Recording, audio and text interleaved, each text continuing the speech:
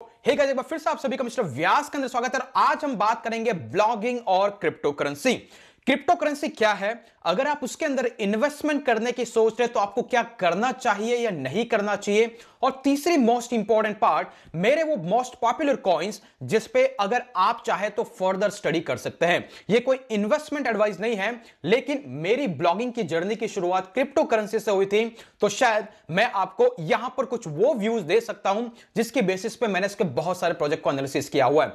थोड़ा वीडियो हटके रहेगा, लेकिन बहुत सारे लोगों के कमेंट्स आते थे मिस्टर व्यास आइडिया की साइट को देखने के बाद, सो मैंने सोचा कि चलिए आज इस पे बात की ही जाए। अगर आप क्रिप्टो करेंसी में इन्वेस्टेड है, इंटरेस्टेड है, तो मेक श्योर इस वीडियो को अंत तक देखिएगा। साथ ही साथ गाइस, अगर आप हमारे चैनल पर नए हैं और जानना चाहते हैं ब्लॉगिंग, एसईओ, एफिलिएट इनकम और ऐसे कुछ एक्साइटिंग न्यूज के बारे में, मेक श्योर आप इस चैनल को जरूर जरूर सब्सक्राइब करें। चलिए गाइस, शुरुआत करते हैं और बात करते हैं क्रिप्टो करेंसी क्या है। Let's start it. First of all guys, अगर आपको नहीं पता है तो मैंने मेरी ब्लॉगिंग जर्नी की शुरुआत 2018 में की, और मेरी जो पहली साइट थी वो थी mrvyasidea.com। स्क्रीन पे आप देख सकते हैं, और वहां पर मैं जो कंटेंट लिखा करता था वो था क्रिप्टो करेंसी का इन ईयर 2018। अभी मैंने क्रिप्टो करेंसी इंडस्ट्री के अंदर जो इन्वेस्ट करना स्टार्ट किया था, या फिर जो इसके अंदर इंटरेस्ट और फर्स्ट बाइंग करना स्टार्ट किया था, वो था 2016 के अंदर। जी हां गाइस, 2016 से मैं क्रिप्टो करेंसी के अंदर बहुत सारी स्टडी कर चुका था। बहुत सारे ब्लॉकचेन के प्रोजेक्ट, मोर देन 400 से ज्यादा ब्लॉकचेन के प्रोजेक्ट्स मैंने रीड करके रखे थे। तभी जब मेरे दिमाग में पहली बार ब्लॉगिंग का आइडिया आया, तो मैंने सबसे पहले ज्यादा से ज्यादा ब्लॉग्स लिखे थे क्रिप्टो करेंसी के ऊपर, और तभी आपको मिस्टर व्यास आइडिया पे वो दिखते हैं। दूसरी इंटरेस्टिंग चीज गाइस, मैंने जो अर्निंग करना चालू किया था, जहां पे मैं कंटेंट राइटिंग करता था, मैं रशिया की बहुत सारी कंपनी जो क्रिप्टो करेंसी के एक्सचेंजेस लॉन्च करते थे, वो लोग मुझसे कंटेंट लिखवाते थे, और मैं कहीं ना कहीं अराउंड 2000 वर्ड लिखने के लिए $200 तक चार्ज करता था, बिकॉज मैंने इतने प्रोजेक्ट्स को रीड कर रखा था, इतने एक्सपर्टीज क्रिप्टो करेंसी में लेकर रखी थी कि लोग मेरे मिस्टर व्यास आइडिया के ब्लॉग को रीड करने के बाद मुझसे कांटेक्ट करते थे, और कंटेंट राइटिंग की सर्विसेज में उनको सेल करता था। ये थी मेरी जर्नी।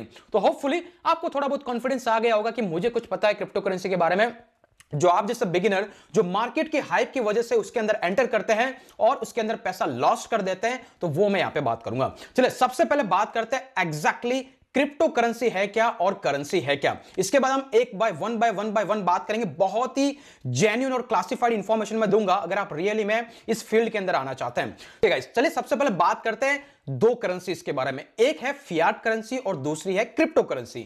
सबसे पहले बात करेंगे फियाट करेंसी। ये वो करेंसी है जो हम डॉलर्स है, पाउंड्स है, रुपीस है, और बहुत सारी ऐसी येन और ऐसी कंट्री स्पेसिफिक करेंसी, इसको बोला जाता है फियाट करेंसी, जो कि मार्केट में बहुत ही ज्यादा ट्रेंड में है, और उसके हेल्प से आप सर्विसेज को बाय और सेल कर सकते हैं। लेकिन इस पे किसी सेंट्रल अथॉरिटी का कंट्रोल है, वो होती है गवर्नमेंट अथॉरिटी, राइट। इसको बोला जाता है फियाट करेंसी। ठीक है, दूसरी है, इसको बोलते हैं क्रिप्टो करेंसी। क्रिप्टो करेंसी क्या है? ये एक डिजिटल फॉर्म ऑफ करेंसी है। इसकी फिजिकल कॉपी एग्जिस्ट नहीं करती है। ये वो करेंसी है जिसपे किसी भी सेंट्रल अथॉरिटी का कंट्रोल नहीं है। ये फ्री मार्केट में घूमती है और लोग इसको एक दूसरे के साथ एक्सचेंज करते हैं, राइट। और ये डिजिटली फॉर्म में होती है। ये होती है क्रिप्टो करेंसी।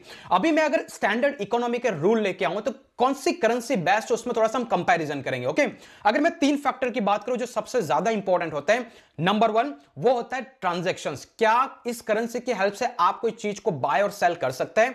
अगर मैं फियाट करेंसी की बात करूं तो ऑब्वियसली आप जो चीज परचेस करना चाहे आज के टाइम पे कर सकते हैं। क्या क्रिप्टो करेंसी से कर सकते हैं? ऑब्वियसली धीरे धीरे मार्केट इवॉल्व हो रहा है, क्योंकि बिटकॉइन का ओरिजिन हुआ था 2009 के अंदर। अभी तक सिर्फ और सिर्फ 12 साल हुए हैं और ये करेंसी इस लेवल तक पहुंच चुकी है। अगर आप एग्जांपल के लिए देखें तो टेस्ला बिटकॉइन को एक्सेप्ट करती है, विकिपीडिया पे आप बिटकॉइन से आप डोनेशंस कर सकते हैं, और एयरबीएनबी है जो बिटकॉइन को एक्सेप्ट करती है। माइक्रोसॉफ्ट, जहां तक मुझे पता, आई थिंक वो भी आपको बिटकॉइन के नाम पे एक्सचेंज कर सकता है। आई थिंक आईबीएम भी सपोर्ट करती है। ये लिस्ट आप विकिपीडिया से ढूंढेंगे, आपको न्यूमरस एग्जांपल मिल जाएंगे जहां पर आप बिटकॉइन के हेल्प से बाय और सेल कर सकते हैं।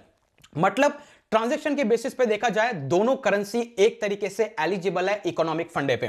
नंबर 2, जिसको हम बोलते हैं स्कैरसिटी, कि कभी अगर किसी करेंसी के खत्म होने के चांसेस है तो उसकी वैल्यू टाइम के साथ बढ़ती जाती है और लोग इसकी इंपॉर्टेंस समझते हैं। क्या फियाट करेंसी कभी खत्म होगी? नहीं। आज अगर मार्केट के अंदर पैसा कम है, गवर्नमेंट इसकी इंस्टेंट प्रिंटिंग स्टार्ट कर देती है और मार्केट के अंदर बहुत ही ज्यादा पैसा उछल जाता है। अगर आपने रिच डैड पुअर डैड अगर पढ़ी है तो ऑब्वियसली आपको पता होगा। क्या क्रिप्टो करेंसी का मल्टीपल और बहुत सारी प्रिंटिंग आप कर सकते हैं? नहीं। यहां पे है एक लिमिटेड क्वांटिटी। अगर मैं सिर्फ बिटकॉइन की बात करूं तो 2140 तक पूरे बिटकॉइन खत्म हो जाएंगे, मार्केट के अंदर कोई नए बिटकॉइन ओरिजिनेट नहीं होंगे। मतलब क्रिप्टो करेंसी है जो इकोनॉमिक के इस फंडामेंटल पे एकदम सटीक तरीके से बैठती है, राइट। नंबर 3 जिसको हम बात करते हैं वो होता है काउंटरफिटिंग। क्या किसी करेंसी की डुप्लीकेट कॉपी बनाई जाती है? अगर बनाई जाती है तो वो आइडियल करेंसी नहीं हो सकती है। अगर मैं बात करूं फियाट करेंसी की, न जाने कितने ही लोग हैं जो किस तरीके की नोट को छापते रहते हैं और मार्केट के अंदर सर्कुलेट करते रहते हैं। क्या बिटकॉइन की आप कॉपी बना सकते हैं? नहीं। बिटकॉइन की एक फिक्स वैल्यू है जिसकी कोई भी कॉपी क्रिएट नहीं कर सकता है। ये ऑटोमेटेड सिस्टम्स के थ्रू जनरेट होती है, इसकी कोई भी सेकंड कॉपी एग्जिस्ट नहीं करती है। अगर मैं इन 3 फैक्टर की ही बात करूं तो तीनों 3 फैक्टर पे क्रिप्टो करेंसी सही मायनों में एकदम एक्यूरेट लेवल पे एग्जिस्ट करती है, लेकिन इसी के साथ फियाट करेंसी नहीं करती। तो हम आपको समझ में आ गया कि एग्जैक्टली करेंसी के क्या फीचर होना चाहिए। अभी मैं बात करता हूं ये क्रिप्टो करेंसी का इवोल्यूशन क्या हो रहा है, और इसके बाद हम बात करेंगे कि एग्जैक्टली इस मार्केट में अगर आपको इन्वेस्ट करना है तो क्या आपके दिमाग में ध्यान होना चाहिए।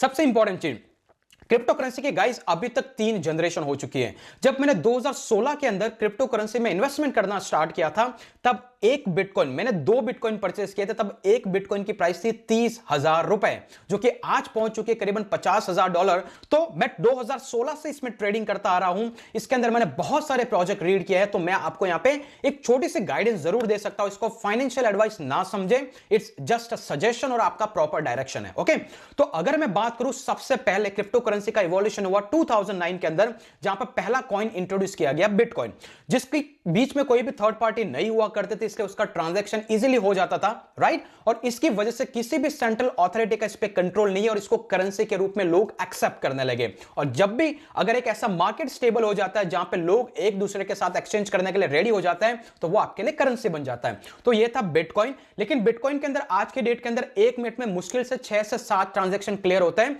जो स्टैंडर्ड जो अभी का उससे बहुत ही लेस है।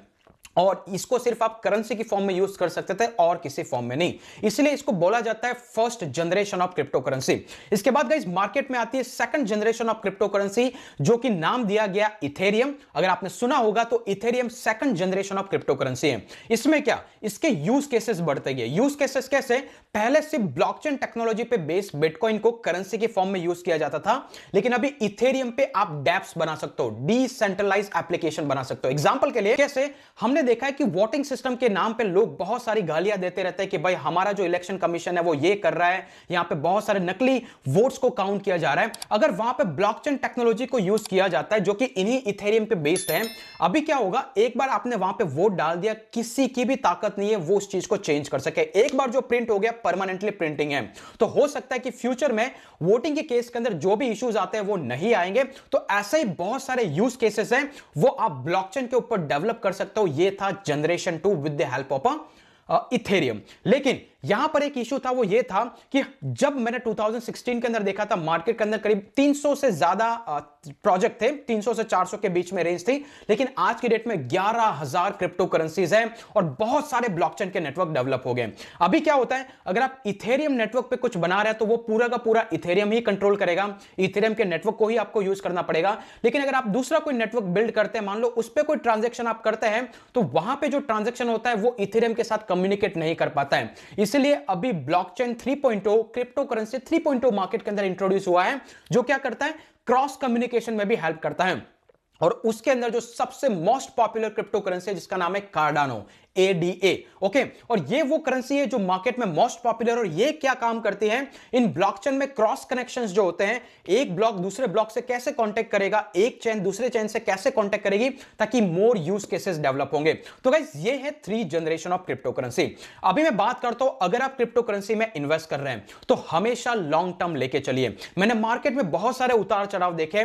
2016 के अंदर जहां पे बिटकॉइन की प्राइस थी 30,000 रुपए, जो आज 3.5 लाख तक पहुंच चुकी है, वो ऐसा नहीं पहुंची है। इसके बाद क्या हुआ, क्रिप्टो करेंसी के अंदर 2017 के अंदर सबसे बड़ा उछाल आया, करीब करीब 14 से 15 लाख एक करेंसी की प्राइस होगी।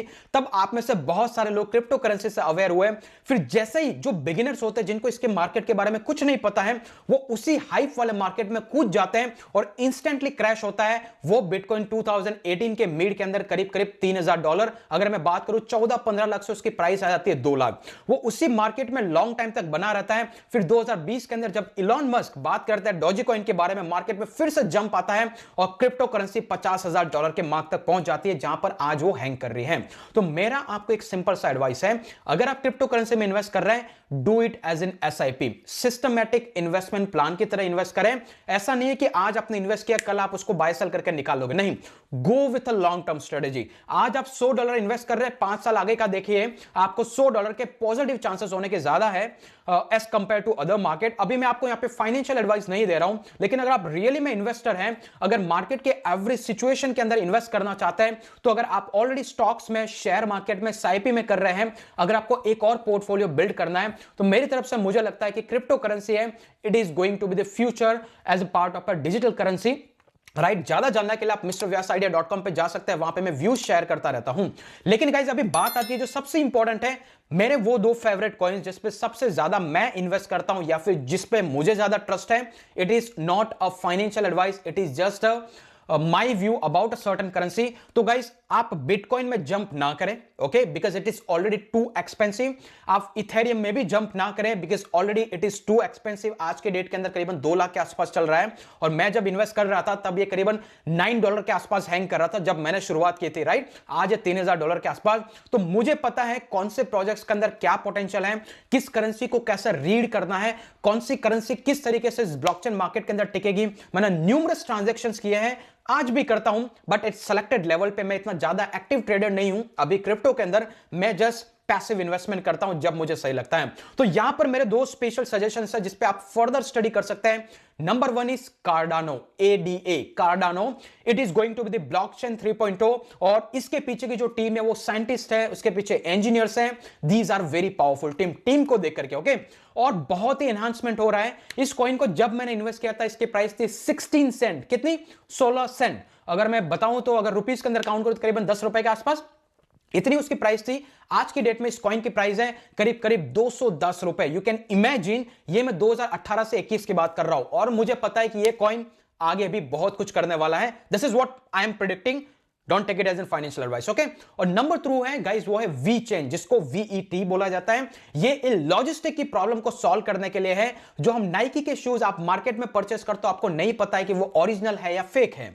बहुत सारी कंपनीज होती है जो आपको सेकंड हैंड प्रोडक्ट सेल करते हैं, लेकिन वो ये नहीं बताते कि इस प्रोडक्ट ने कितना इसका यूज हो चुका है, कब से ये इवॉल्व हो रहा है। तो इस चीज पे बेसिस पे लॉजिस्टिक की एक पूरी चेन को, प्रॉब्लम को सॉल्व करने के लिए कॉइन को इवॉल्व किया गया जिसका नाम है VET, और ये अभी भी लेस देन $1 की प्राइस पे ट्रेड हो रहा है। तो ये आप 2 प्रोजेक्ट्स को डेफिनेटली रीड कीजिएगा, और फर्दर आप अपने खुद के गाइडेंस, एडवाइस के हिसाब से आप डिसीजन ले सकते हैं। होपफुली गाइस आपको इस वीडियो में बहुत सारा एडिशनल वैल्यू मिला है अदर देन ब्लॉगिंग, और ये इसलिए बनाना जरूरी था क्योंकि आप में से बहुत सारे लोगों के कमेंट्स आ रहे थे हमें क्रिप्टो में क्या करना चाहिए। Simple rule is, crypto is a long term strategy, kind of an SIP।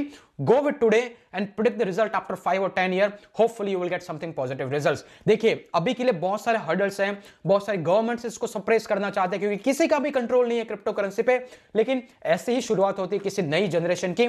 हम आज ट्रांजिशन फेज के अंदर हैं। अगर आपने कोई स्टोरी सुनी है कि मेरे दादाजी ने MRF के 500 शेयर खरीदे थे, आज उसका बेटा उन 500 शेयर को सेल करके $1 मिलियन निकाल रहा है, तो ये हिस्ट्री शायद आप और हम बना सकते हैं क्योंकि हम उसी ट्रांजिशन फेज के अंदर है।